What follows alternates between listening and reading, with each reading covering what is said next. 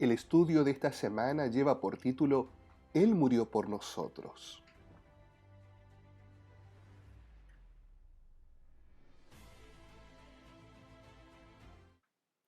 Queridos amigos y hermanos, un gusto en saludarles. Es bueno reencontrarnos una vez más para el estudio de la palabra de Dios y el repaso de la lección de escuela sabática. A pesar de estar un poco resfriado, me siento agradecido del Señor de poder compartir contigo algunos conceptos de este estudio. Como es habitual, quiero invitarles a que inclinemos el rostro para orar. Querido Padre amado, muchas gracias porque tenemos la linda oportunidad de estudiar su palabra.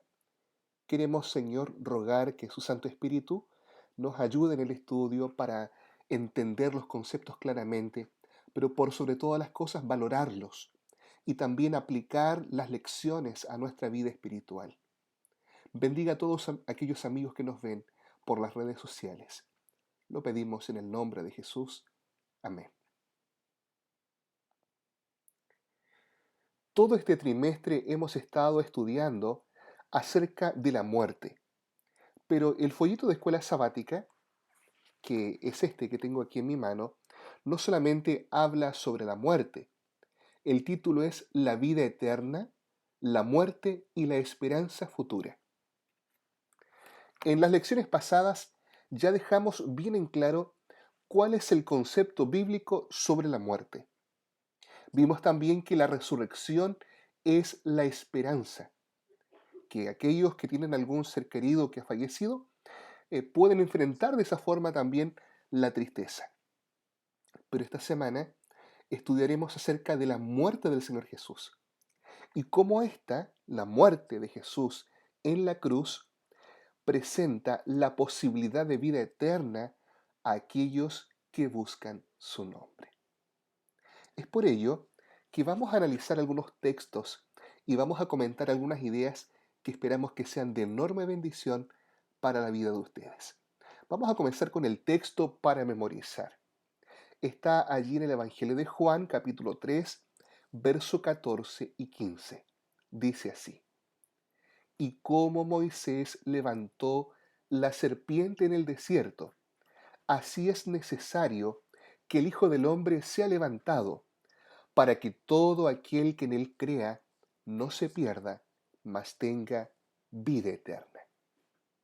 El Señor Jesús, cuando conversa con Nicodemo, explica que es necesario que el Hijo del Hombre sea levantado para que podamos tener vida eterna.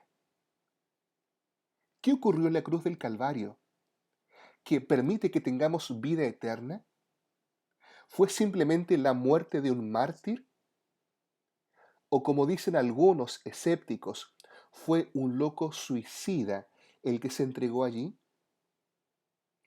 Vamos a ver entonces, a la luz de las Sagradas Escrituras, el profundo significado del sacrificio del Señor Jesús. Uno de los primeros conceptos que queremos mencionar es la anticipación y la planificación del sacrificio del Señor. Vayamos por favor allí junto con sus Biblias al libro de Apocalipsis capítulo 13, verso 8. Apocalipsis capítulo 13, verso 8. Aquí Juan el revelador está hablando de aquellos que adorarán a la bestia, pero dice que los que adoran a la bestia en el tiempo del fin son aquellos que no están del lado de Cristo. Pero observe lo que menciona. Apocalipsis 13:8.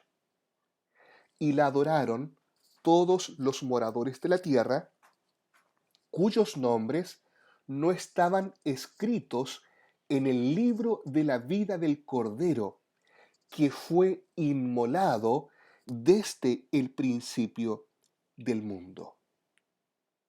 ¿Por qué el texto dice que el Cordero fue inmolado desde el principio del mundo? Si el Señor Jesús vino acá a la tierra aproximadamente 4000 años después de la muerte de Adán. Según la Biblia, la tierra tiene aproximadamente 6000 años. Jesús vino a morir 4000 años después de que el pecado entrara en el mundo. ¿Por qué entonces dice que el Cordero fue inmolado desde el principio del mundo? Bueno, cuando nuestros primeros padres caen en pecado, Cristo se levanta en el cielo para explicar que Él vendrá para pagar el precio del pecado de la raza humana. ¿Recuerdan ustedes que Adán y Eva se habían vestido con hojas de higuera? Una túnica bastante escuálida. Sin embargo, el texto registra que Dios los vistió con pieles. Según Apocalipsis 13:8, podemos inferir que esas pieles, que salen de los animales, evidentemente, no salen de los árboles ni de las plantas, eran de corderos. Allí en el Edén se realiza el primer sacrificio. Un par de corderos son muertos como símbolo de que un día Jesús, el Hijo de Dios, vendría para pagar por los pecados de toda la raza humana. Y así como la piel del cordero sirvió para dar calor y cubrir la desnudez de nuestros primeros padres, la muerte del Señor no solamente solucionaría el problema del pecado, sino que además cubriría nuestra desnudez espiritual, cubriría nuestro pecado y de esa forma podríamos ser hallados justos delante de Dios.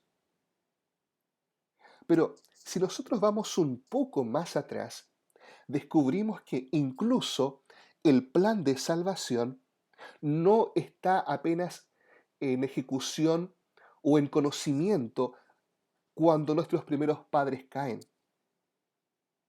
En la carta a Tito, en el capítulo 1, verso 2, se presenta algo mucho más sorprendente. Dice así: en la esperanza de la vida eterna, la cual Dios, que no miente, prometió desde antes del principio de los siglos. Podemos decir que cuando Dios crea al ser humano y lo dota con este don maravilloso que es el amor y el libre albedrío, la capacidad de elegir, que evidentemente presentaba un riesgo, la Trinidad, el Padre, el Hijo y el Espíritu Santo, tienen bajo la manga el plan de redención en caso de que el ser humano caiga en pecado. Cristo estaba dispuesto desde antes a sacrificarse a sí mismo si es que el ser humano caía. No era obligación que nuestros primeros padres cayesen. Dado que Dios les advirtió, ellos bien también podrían haber obedecido a Dios y haber vencido la tentación de Satanás. Pero en caso de que esto ocurriese, Cristo Jesús se había levantado y Él presentaría su vida en rescate por la raza humana. Por eso, Tito 1:2 dice que la promesa de vida eterna estaba desde el principio de los siglos, desde antes de que el ser humano existiese. Con esto, no estamos diciendo que Dios planificó el pecado, sino sencillamente que el Señor tomó todas las precauciones y los recaudos para enfrentar la crisis. La crisis no tomó a Dios por sorpresa. Y aunque Él también conoce el fin desde el principio, el preconocimiento de Dios no condiciona para que las cosas sean así. Porque Adán y Eva tenían libre albedrío. Aquí yo percibo que hay algo muy especial. La libertad de Dios es tan grande, la libertad que Dios entrega al ser humano es tan grande que Él está dispuesto a correr en peligro su vida a fin de respetar la libertad del ser humano. Porque el amor, para que sea amor, solo debe ser libre. Entonces, Cristo, cuando el ser humano cae en pecado, le revela a los hombres que Él vendrá a morir. Algo difícil de entender para Adán y Eva. Pero al ver el animal muriendo, el cordero, ellos por primera vez, con mucho asombro, tienen una pequeña vislumbre de cuán terrible es la muerte y del amor tan grande de Dios, que a pesar de su pecado, no los ha abandonado, sino que vendrá para sufrir y recibir la condena que ellos merecen y que por supuesto tú y yo merecemos. A medida que avanzamos en la vida del Señor Jesús, descubrimos que Él viene a la tierra con varios propósitos. Uno de los propósitos es revelarnos el verdadero carácter de Dios el Padre. Viene también para ser la mayor y máxima comunicación de Dios para con los hombres. Pero uno de los propósitos indiscutibles de su venida o de su primera venida es que Jesús nació y vino a la tierra para morir. Durante el ministerio del Señor esto fue complicado, porque su grupo íntimo, el de los 12, sus discípulos, aun cuando pasaron casi 3 años y medio junto con el Maestro, no lograban entender que el Mesías debía morir. Los discípulos, al igual que la gran mayoría de la raza judía, creían que el Mesías vendría no para morir por sus pecados, sino para librarlos del yugo opresor romano. Sería como una especie de segundo Moisés, sería un Gedeón, sería un Sansón, que lucharía contra los romanos y haría de Israel una nación grande, poderosa, soberana. Ellos no entendían que su primera necesidad era ser librados del pecado.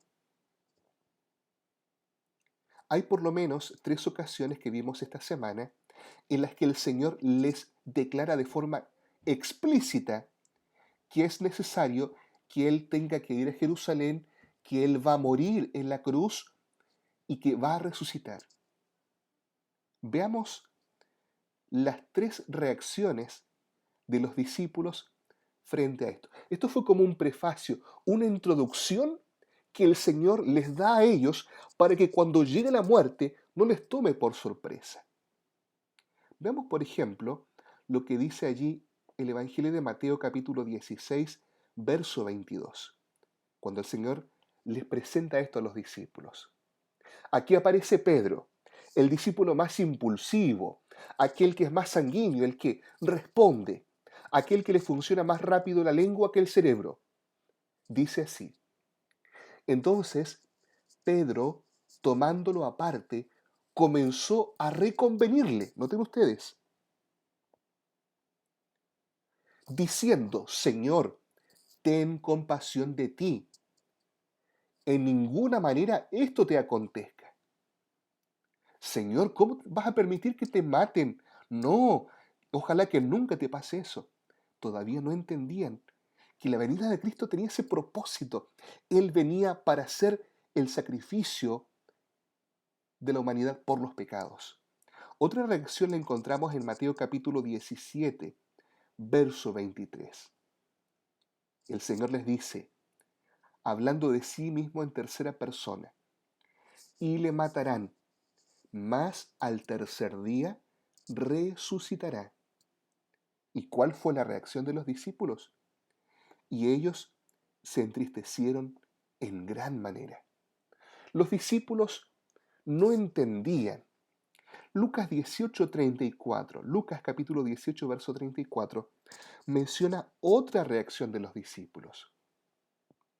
Dice allí, pero ellos nada comprendieron de estas cosas, y esta palabra les era encubierta, y no entendían lo que se les decía. Para el Señor Jesús, la cruz, la corona de espinas y los clavos eran parte del propósito de su vida. El problema con los discípulos no es que el Señor no fuera lo suficientemente claro, porque estaba hablando eh, claramente, de forma explícita, no estaba hablando con segundas intenciones. Pero ¿por qué Lucas 18:34 dice que nada comprendían y que esta palabra les era encubierta? No es que el Señor quisiera que ellos no entendieran, les era encubierta por las presuposiciones que ellos tenían en su mente. Como decíamos, ellos no concebían que el Mesías terminara su ministerio muriendo. Ellos concebían a Jesús sentado en un trono y ellos sentados al lado de Jesús. Pero aquí hay una tremenda lección para nosotros. No siempre lo que queremos es lo que necesitamos. Los discípulos querían ser librados de Roma. Los discípulos querían sentarse en tronos. ¿Recuerda lo que pidió Santiago y Juan junto con su madre? ¿Que uno se sentara a la derecha y el otro a la izquierda? No siempre lo que queremos es lo que necesitamos. Jesús no siempre nos da lo que queremos, pero sí nos da lo que necesitamos. Y lo que los discípulos necesitaban, lo que la nación judía necesitaba, lo que los seres humanos necesitábamos, no era un rey poderoso. Este mundo ya vio a muchos poderosos. ¿De qué sirve el poder, la riqueza y la gloria si igual enfermamos, si igual hay injusticia, dolor, maldad, pecado y muerte en este mundo? Cristo con su muerte nos presenta algo mejor, la solución al pecado y su castigo. Y de esa forma, aunque los seres humanos no entendían, nos otorga no lo que queríamos, sino lo que realmente necesitábamos.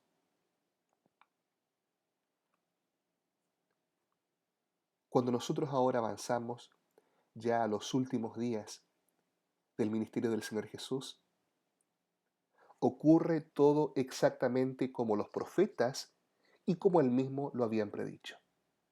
El Señor es arrestado, es juzgado de forma injusta frente al Sanedrín y es crucificado. Una de las muertes más atroces y horribles que puedan existir. Una de las penas de muerte más horribles que el ser humano ha inventado en toda su historia. La silla eléctrica, la horca, la guillotina, la inyección letal no se comparan en lo más mínimo con la muerte de cruz. La persona era azotada. Los látigos destrozaban su espalda, dejando al desnudo los músculos, la piel e incluso el esqueleto. Pero la persona no moría. Estando en agonía, la persona era clavada a la cruz. No eran troncos lisos, eran troncos rústicos de árbol, con todas las astillas que ustedes puedan imaginar, que rozaban contra la espalda. Los clavos traspasaban las muñecas para sostener el peso del cuerpo, justamente por donde pasan todos los nervios de las manos. Y en lugar de los pies, destrozaban los nervios del pie. En la cruz, la persona no moría enseguida. Agonizaba lenta y tristemente. Moría poco a poco. Tal vez por eso los romanos no escogían este tipo de muerte para un ciudadano romano. Los romanos no morían de esa forma. Era demasiado denigrante. Los romanos, cuando querían ser llevados a la pena capital eran decapitados, pero la crucifixión era para los peores enemigos del imperio. Por eso no era comprensible para los discípulos por qué su maestro debía morir de esa forma. En Mateo capítulo 27, verso 42, encontramos esta frase que los líderes religiosos pronuncian y gritan al Señor Jesús cuando Él está pendiente de la cruz. A otros salvó, a sí mismo no se puede salvar. Si es el Rey de Israel, descienda ahora de la cruz y creeremos en Él. Sin duda alguna, allí en la crucifixión está Satanás y sus ángeles. Y él inspira, junto con sus demonios, a estos líderes a pronunciar estas palabras. Si es hijo de Dios, que descienda. Podríamos creer si Jesús baja. Pero aquí hay una gran paradoja. ¿Cristo podría haber bajado? Claro que sí. Bastaba que Él solo dirigiera una mirada o dijera, basta, reciba el pecador el castigo que merece. Y Él bajaba de la cruz. Pero aquí está la paradoja. Si Jesús se salvaba, tú y yo nos perdíamos para siempre. Toda la raza humana se perdía. Para que fuéramos salvos, Cristo debía morir. Porque su muerte fue una muerte sustitutiva.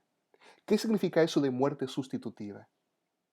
Él ocupó y fue el sustituto de los seres humanos. Quienes pecaron fuimos los seres humanos, fuimos los hombres. Quienes merecíamos morir esa muerte éramos los seres humanos.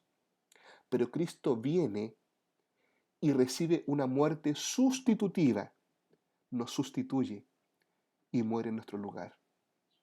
Si Cristo se salvaba, nosotros estábamos perdidos. Y esta es la paradoja de las paradojas.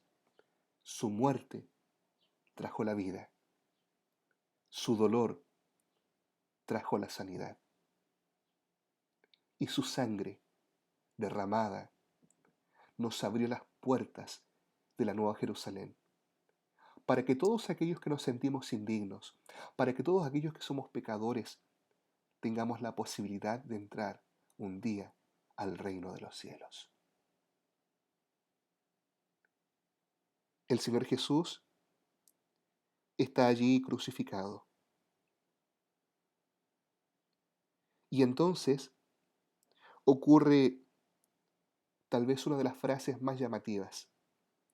En el capítulo 19, verso 30 del Evangelio de Juan, dice así: Cuando Jesús hubo tomado el vinagre, dijo, consumado es.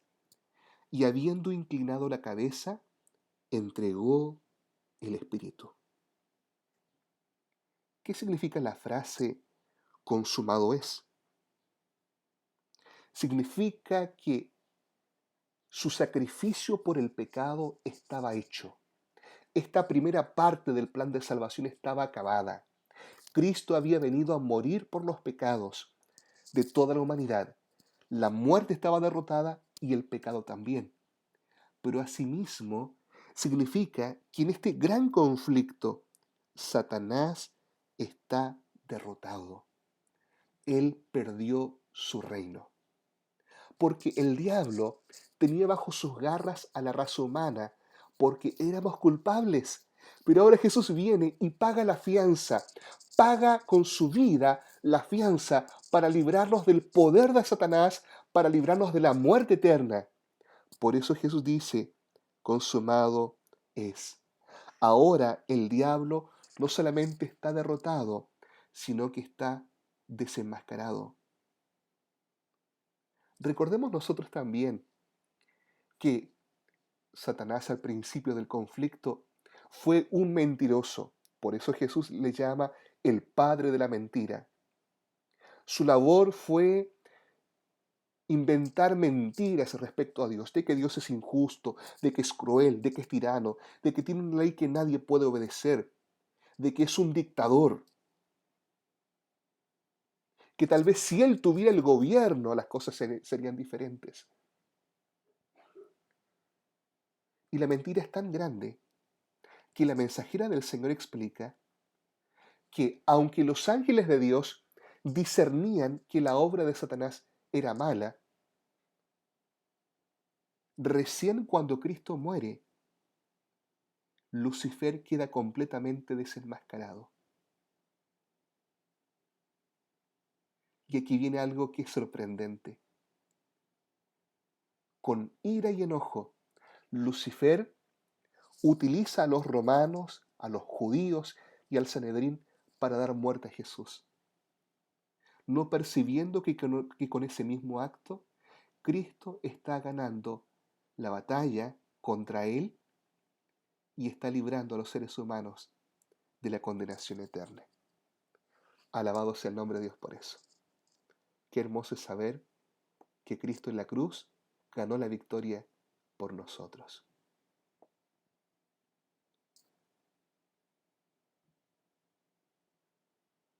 ¿Qué más ganó el Señor? ¿O qué nos otorgó ahí en la cruz? Dos pasajes más que vamos a analizar. Romanos capítulo 6, verso 23. Dice así Pablo: porque la paga del pecado es muerte, mas la dádiva de Dios es vida eterna en Cristo Jesús, Señor nuestro. El pecado ha traído muerte, sufrimiento, pero ahora Cristo viene y gracias a su muerte en la cruz, aquellos que creamos que Él también murió por nosotros, que confesemos nuestros pecados y le entreguemos nuestra vida a Él, confiando en que su muerte fue en nuestro lugar, podemos tener vida eterna. El gran anhelo de los seres humanos, vivir para siempre. Vladimir Lenin pidió que su cuerpo fuera conservado con la esperanza de que en el futuro la ciencia avanzara de tal forma que pudieran hacer volverle a la vida. Muchos buscaron la fuente de la eterna juventud, pero lo que la palabra de Dios presenta es que la vida eterna, el hecho de vivir para siempre, sin morir, es posible gracias a lo que Jesús hizo. La cruz, la muerte de Jesús en la cruz, permite la vida eterna de aquellos que crean en Jesús. En Juan capítulo 3, verso 13 al 18, una vez más encontramos este mismo énfasis. Aquí Jesús hablando con Nicodemo. Y como Moisés levantó la serpiente en el desierto, así es necesario que el Hijo del Hombre sea levantado, para que todo aquel que en él cree no se pierda, mas tenga vida eterna.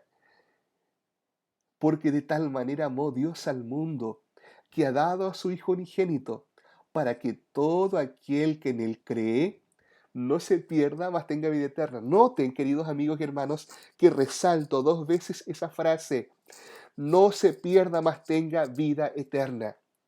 La muerte de Jesús en la cruz otorga la vida eterna como un regalo a todos aquellos que le buscan.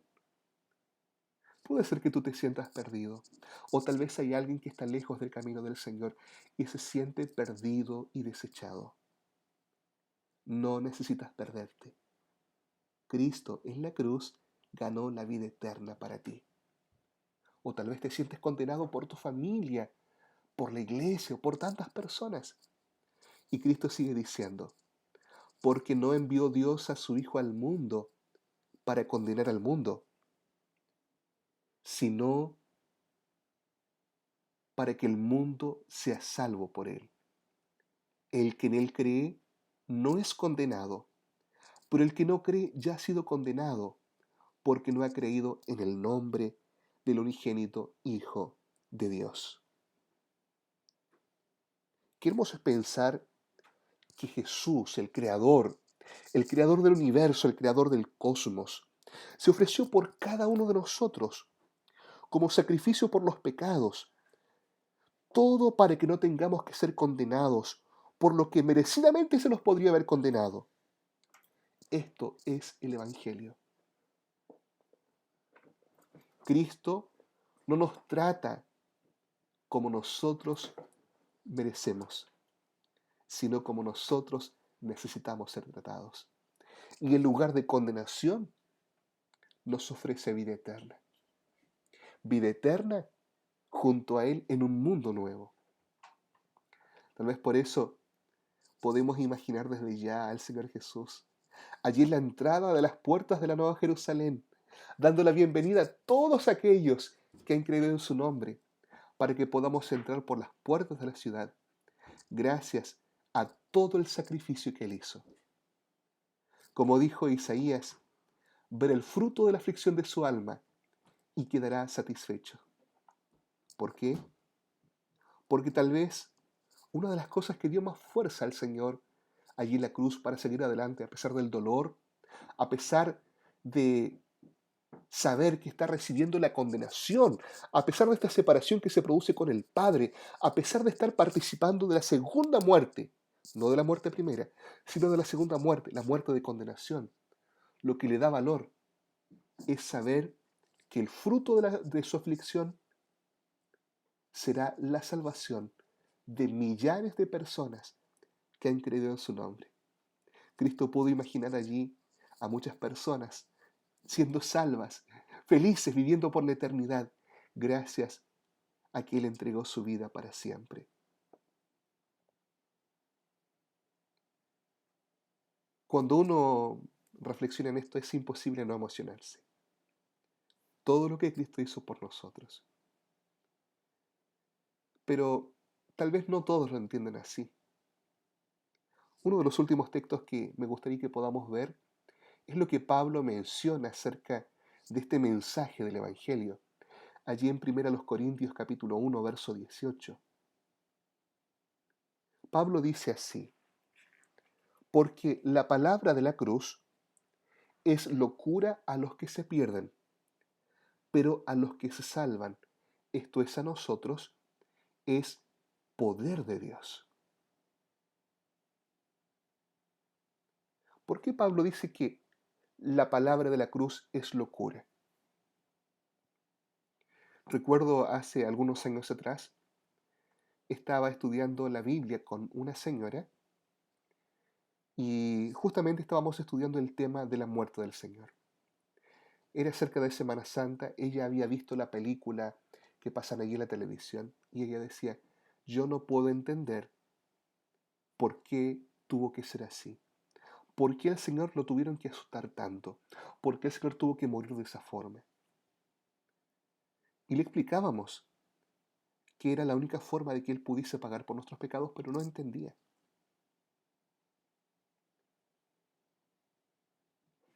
Porque para el mundo la cruz fue un fracaso. Si miramos para el mundo, el fundador de la religión del cristianismo murió crucificado, es un fracaso. Para los ojos del mundo.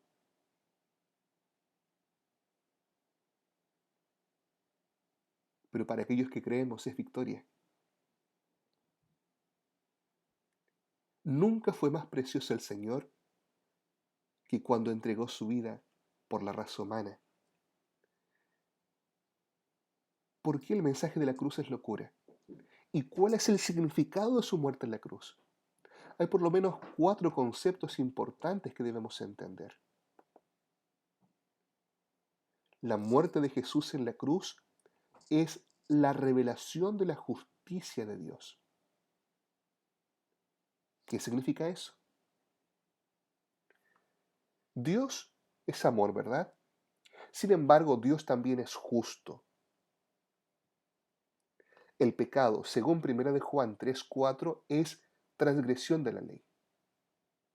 Lo explico así. El pecado no puede ser perdonado o no se puede hacer un perdonazo para con los pecados, porque hubo una ley que fue transgredida. Lo voy a contar con un ejemplo bien sencillo. Un día fui a dejar a mi esposa al terminal, ella iba a viajar donde mi suegra y por lo rápido que salimos olvidé echar mis documentos. Era un día domingo e imaginé que no iba a haber control policial, pero justamente en la carretera hay un carabinero y me detiene. Comencé a sudar y me dice, necesito los documentos del vehículo y sus documentos personales. Con mucha vergüenza tuve que decirle que no tenía los documentos personales. Y él me dijo, estamos en problemas. Tengo que pasarle una infracción porque usted está yendo sin sus documentos.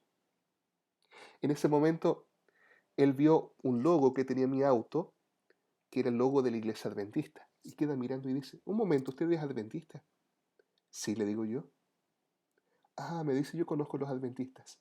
Son buena gente. Mire, dado que usted es adventista, vaya tranquilo.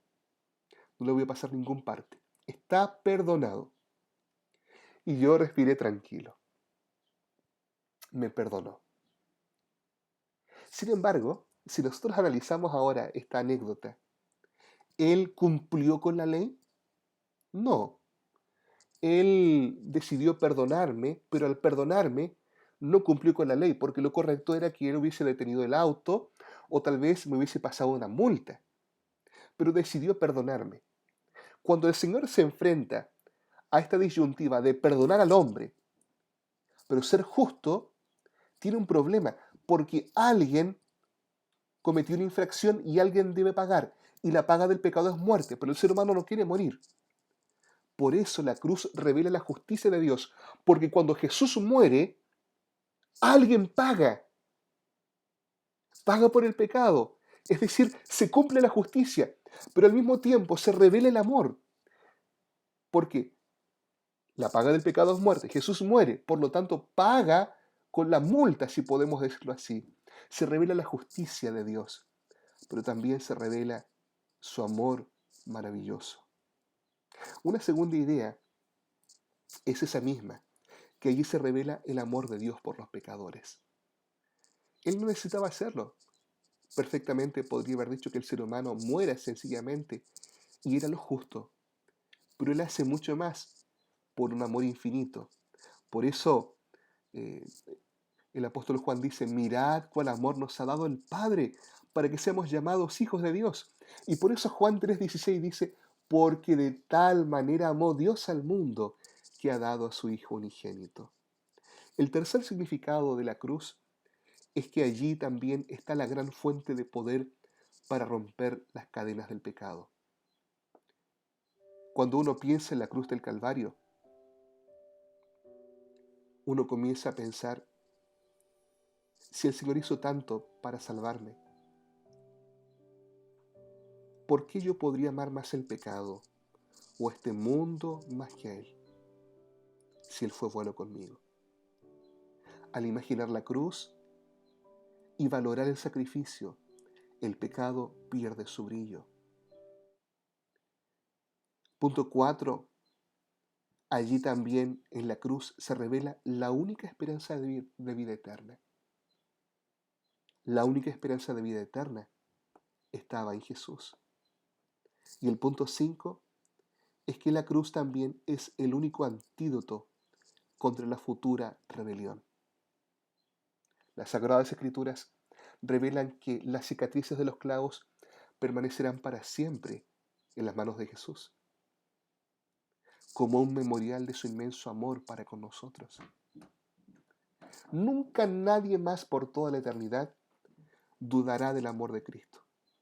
Y nunca nadie más se atreverá a rebelarse contra el Señor, porque habrá quedado demostrado este amor que ha contagiado a todo el mundo, este amor que ha hecho finalmente de que podamos valorar tanto lo que Él ha hecho por nosotros, porque al que mucho ama o al que mucho se le perdona, mucho ama. Podemos decir que uno de los temas más fabulosos y maravillosos es la cruz de Cristo. allí Él ganó la vida eterna para nosotros. Esa posibilidad está abierta. Si hoy día nosotros decidimos aceptarle como nuestro Salvador. Pero ¿será que tú todavía no has aceptado a Jesús? ¿Será que todavía te falta entregarte al Señor? O tal vez tu vida espiritual se ha enfriado. No desaproveches esta oportunidad que Dios te da, porque el Señor tiene algo grandioso para ti. Conocí tristemente a una persona muy sincera que decía así: toda mi familia yo sé que va a la iglesia y yo quiero que mis hijos se salven, que mis vecinos se salven. Él entregaba libros misioneros, hacía obras de caridad, ayudaba a las personas, pero él no tomaba la decisión. Y él decía: yo no importo, no importa si yo muero y me pierdo, con tal de que otros se salven. Extraño, porque nadie se quiere perder. Pero aun si alguien pensara así, no debemos tomar de forma liviana la oportunidad de salvación. Quiero leerte solamente esta cita para concluir, de Testimonios para la Iglesia, tomo 1, página 119. Vi que todo el cielo se interesaba en nuestra salvación. ¿Y habremos de ser nosotros indiferentes? ¿Seremos negligentes, como si fuese asunto de poca monta el que seamos salvos o perdidos? ¿Despreciaremos el sacrificio que fue hecho por nosotros? Algunos han obrado así. Han jugado con la misericordia que se les ofrecía, y el desagrado de Dios pesa sobre ellos. No siempre habrá de quedar entristecido el Espíritu de Dios. Si se lo contrista algo más, se apartará. Después que se haya hecho todo lo que Dios podía hacer para salvar a los hombres, y ellos por su vida hayan demostrado que desprecian la misericordia ofrecida por Jesús, la muerte será su parte y pagarán caro esa actitud. Será una muerte horrible, porque habrán de sufrir la agonía que Cristo soportó en la cruz para obtener la redención que ellos han rehusado. Y se darán cuenta de lo que han perdido, la vida eterna y la herencia inmortal. El gran sacrificio que fue hecho para salvar a las almas nos revela su amor. Cuando el alma preciosa se perdió para siempre. No necesitas perderte para siempre. Hoy Cristo te ofrece la salvación y la oportunidad. Oremos. Querido Padre Celestial, gracias porque enviaste a tu Hijo Jesús para que sufriera y muriera por nuestros pecados. Gracias porque allí se reveló la justicia, se reveló tu amor inmenso.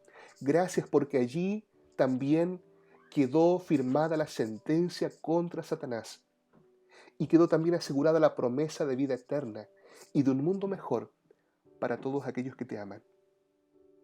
En esta hora, una vez más, aceptamos a tu Hijo Jesús como nuestro Salvador. Te pedimos que tú vivas en nuestro corazón. En el nombre de Jesús. Amén. Queridos amigos y hermanos, ha sido un gusto compartir con ustedes. Que el Señor les bendiga enormemente. Nos vemos la próxima semana. Chao, chao.